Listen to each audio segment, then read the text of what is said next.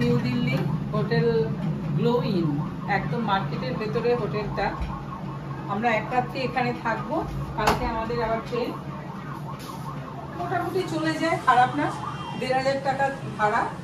Make মাই trip বা অন্য যে কোনো অ্যাপেই বুক করা যাবে। আমি যদিও অনলাইন থেকে বুক করিনি, গুগল থেকে ফোন নাম্বারটা, কন্ট্যাক্ট নাম্বারটা নিয়েছিলাম, নিয়ে আমি কন্ট্যাক্ট করেছি। ডাইরেক্ট আমি বুক করে নিয়েছিলাম ৫০০ টাকা দিয়ে একটা রাত্রি থাকার জন্য। রুমে এসি আছে, ওয়াশরুমও পরিষ্কার পরিচ্ছন্ন।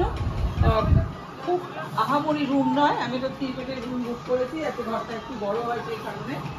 ভাড়াটা যেহেতু কম, চলে যায়, একটা দিনের জন্য চলে যাবে।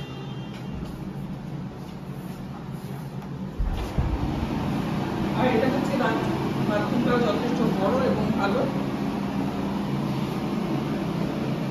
জায়গাটা খুব ভালো। যেখানে হোটেলটা একদম স্টেশন, এখান থেকে হেঁটে মাত্র 3 থেকে 4 মিনিট লাগবে হোটেল হেঁটে যেতে। সরি, হোটেল নয়, station. Station new Delhi station একদম কাছে, ফলে হোটেলটা সেই কারণে আরো বুক করেছি যাতে কালকে ট্রেন ধরতে আমাদের সুবিধা হয়।